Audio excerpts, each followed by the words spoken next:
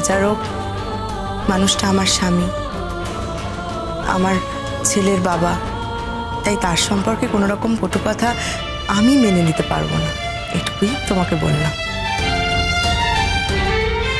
আচ্ছা বৌমা, তুমি তো আমাদের বাড়িতে এসেও থাকতে পারতে, এ বাড়িতে এসেও তো থাকতে পারতে।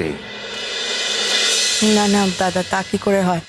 আসলে ছেলের বিয়ে দিতেই তো এসেছি। ছেলে ও বাড়িতে আছে, গুড্ডিও বাড়িতে আছে, আমি ওদের দুজনকে ছেড়ে এখানে এসে থাকবো এটা আমারই। আর তাছাড়া আমি তো খুব বেশি দিনের জন্য আসিনি এখানে। আচ্ছা বলছিলাম যে যুধাজিৎ কি আবার কলকাতাতেই ফিরে যাবে? আরে জিৎ তো ওখানে একটা চাকরি করে, সেই চাকরি দুম করে ছেড়ে দিয়ে এখানেও এসে থাকবে কি করে? সেটা কি সম্ভব? তাহলে বিয়েটা করার মানেটা কি? মানে আমার মনে হয় যে ওদের এবার একসাথে থাকা উচিত। আর তাছাড়া এখানে গুড্ডি যে কাজটা করে সেটাও তো ভীষণ সিরিয়াস ধরনের একটা কাজ। কেন? অনুজ আছে তো, অনুজ দেখবে, অনুজ খেয়াল রাখবে। অনুজ খেয়াল করবে? হ্যাঁ, কেন করবে না? চাকরির ক্ষেত্রে তো অনুজের পক্ষেই গুড্ডির খেয়াল রাখাটা সম্ভব, গুড্ডির দেখভাল করাটা সম্ভব, তাই না? অনুজও কি আর বেশি দিন এখানে থাকবে নাকি?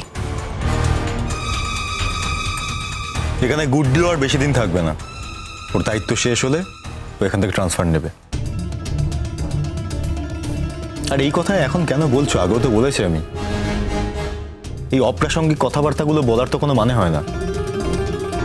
আর যুধাজিতের পক্ষে সম্ভব হলেও নিশ্চয়ই আসবে, ও স্ত্রী, ও নিশ্চয়ই চাইবে না ওকে ছেড়ে একা থাকতে। নাকি গুড্ডি চাইবে স্বামীকে ছেড়ে একা থাকতে?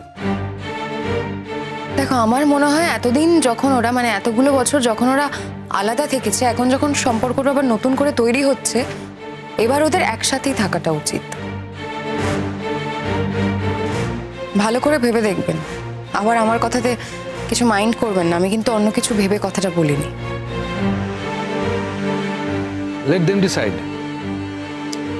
ওরা দুজনেই অ্যাডাল্ট, ওরা দুজনে কি করবে না করবে সেটা সম্পূর্ণ ওদের দুজনের ব্যাপার। ওরা নিজেদের ভালোটা বুঝে নিতে পারবে বলে আমার বিশ্বাস। তো ওরা ঠিক করুক ওরা কি করবে। আগে ভালোই ভালো বিয়েটা মিটে যাক আর কি, তারপর দেখা যাবে। হ্যাঁ, আমারও টেনশন হয়, মেয়েটা একা থাকে তো, ওদের একসঙ্গে থাকাই ভালো।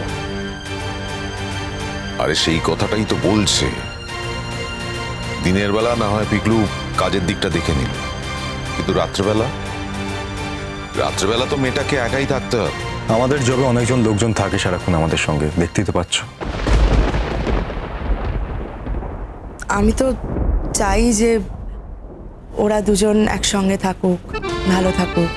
যুধাজিৎ একবার আমাকে বলছিল যে ওখান থেকে আমাকে নিয়ে চলে আসবে, আমি রাজি হইনি। আসলে ওই বাড়ি ছেড়ে সম্পূর্ণভাবে ছেড়ে কোথাও যেতে আমারও ইচ্ছে করে না। মনের মধ্যে একটা আশা তো এখনো আছে আমার, যে জিতের বাবা একদিন না একদিন আমার কাছে ফিরে আসবে। তখন যদি ওই বাড়িতে আমাকে না পায়, খুঁজে না পায়, তখন হয়তো আমাদের আর দেখাই হবে না। সেই আশা নিয়ে এখন আমি ও বাড়িতে পড়ে আছি। তবে হ্যাঁ, জিৎ আমাকে একবার বলছিল যে হয়তো ও চাকরি ছেড়ে দিতে পারে, ছেড়ে দিয়ে আমাকে নিয়ে এখানে চলে আসবে। আমি ওদের কোনো রকম সিদ্ধান্তে ওদের বিরোধিতা করব না একেবারেই। তবে হ্যাঁ, আমিও বলেছি যে দুম করে এতদিনের একটা কাজ, এতদিনের চাকরি ছেড়ে দেওয়াটা হয়তো ঠিক নয়। আমার জন্য ওদের ভালো থাকায় কোনো খামতি হবে না। আমি তো এতটাও স্বার্থপর নই যে আমি আমার ছেলে তার বউকে একসঙ্গে থাকতে দেব না। তাই ওরা যা সিদ্ধান্ত নেবে তাই হবে। এতদিন তো আমি এটাই চেয়েছিলাম যে আমার ছেলে ভালো থাকুক, ওর ভালো থাকার পথে অন্তরায় আমি হব না। তাই এই মুহূর্তে এটাই আমি চাই, ওরা দুজন যা সিদ্ধান্ত নেবে ভালো থাকার জন্য সেটাই ওরা করবে, আর আমি এই সিদ্ধান্তে ওদের পাশে আছি। আপনারাও ওদেরকে এই আশীর্বাদটাই করুন যেন ওরা ভালো থাকে, একসঙ্গে সুখে থাকে। আরে কি বলছো তুমি? ও তো আমাদের বাড়ির ছেলে, আমাদের আশীর্বাদ সব সময় থাকবে।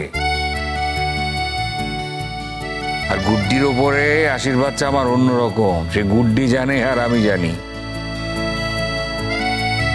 হয়তো প্রতিবন্ধকতার জন্য কিছু করতে পারিনি, কিন্তু গুড্ডির বুঝতে কোনো অসুবিধা হয় না যে আমি ওর কতটা কাছের। এনিওয়ে, কালকে তাহলে আমরা সকাল সকালই যাচ্ছি একেবারে মন্দিরে, তাই তো? মন্দিরেই বিয়েটা হবে, তাই তো? আমার কিন্তু মনে হচ্ছিল যে বাড়িতে হলে ভালো। মন্দিরে বিয়েটা যেন কিরম যেন একটা মনে হয় আর কি। গুড্ডি এখন এত হাই স্ট্যান্ডার্ড একটা চাকরি করে, তবু ওর মনের স্ট্যান্ডার্ডটা আর পাল্টায়নি। সেই নাকি মন্দিরে গিয়েই বিয়েটা করবে। অবশ্য আমি যদি এখন নিজের থেকে একবারই কিছু বলতে চাই তখন আবার খারাপ ভাববে। কিছু তো আর বাদ রাখলে না, বলতে বলতে তো সবই বলে ফেললে। এক্স্যাক্টলি, যার যার বিশ্বাস তার কাছে। ওর মন্দির ভালো লেগেছে, ও মন্দিরে বিয়ে করবে, তাতে তোমার কি অসুবিধে শিরিন? অসুবিধের কিছু নেই, তবে বলছিলাম আপনি রেজিস্ট্রেশনটা তাড়াতাড়ি করে ফেলতে বলবেন। সেটা ওরাই ঠিক করবে শিরিন, কখন কি করা উচিত। আমার বলার কি আছে? কেন বলো তো? রেজিস্ট্রেশন না করলে কি বিয়েটা সিদ্ধ হবে না বলে তোমার মনে হয়? রেজিস্ট্রেশনটা করা যে দরকার সেটা তো তুমি মানবে দাদা ভাই। হ্যাঁ, মানবো, তবে একটা কথা বলবো, যে রেজিস্ট্রেশন যদি নাও করে তাহলে বিয়েটা সিদ্ধ হবে না এমনটা কিন্তু নয়। একটা কথা মাথায় রাখো শিরিন, গুড্ডি যখন বিয়েটা করছে যুধাজিৎকে, তখন মন থেকেই করছে,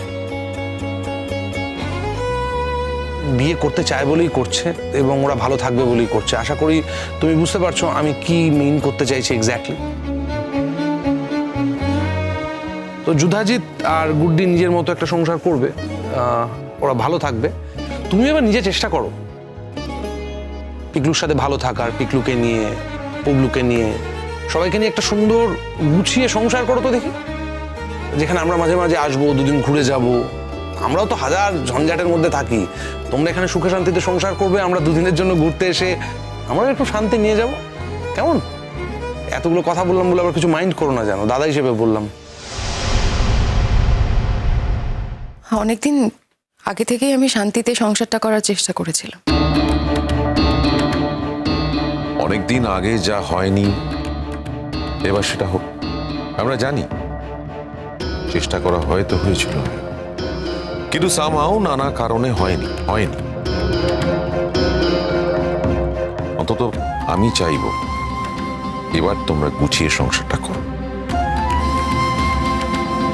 আমরাও জানি শিরিন, নানা কারণে তখন হয়নি, তার কারণ তোমার মনটাও তখন তৈরি ছিল না। এখন যখন তোমরা দুজন আবার একসঙ্গে হয়েছো, তখন মন দিয়ে সংসার করো শিরিন, মন দিয়ে সংসার করো, নিজের সন্তানকে মানুষ করো, ভাইয়ার যত্ন আত্তি করো। দেখবে জীবনটা কত সুন্দর, কত স্মুথ। আর হ্যাঁ, মাঝে মাঝে কলকাতায় আসতে কিন্তু ভুলো না। আমি গুড্ডিকেও একই কথা বলবো, যতই ও ডিফিকাল্ট জব করুক, সংসারকে কিন্তু সময় দিতে হবে। এন্ড অফ দ্য ডে নিজের কাছের যদি কোনো মানুষ না থাকে না, যদি ভালোবাসার মানুষ না থাকে, তাহলে জীবনে সবকিছু বৃথা হয়ে যায়। এটা তুমি বোঝো তো শিরিন?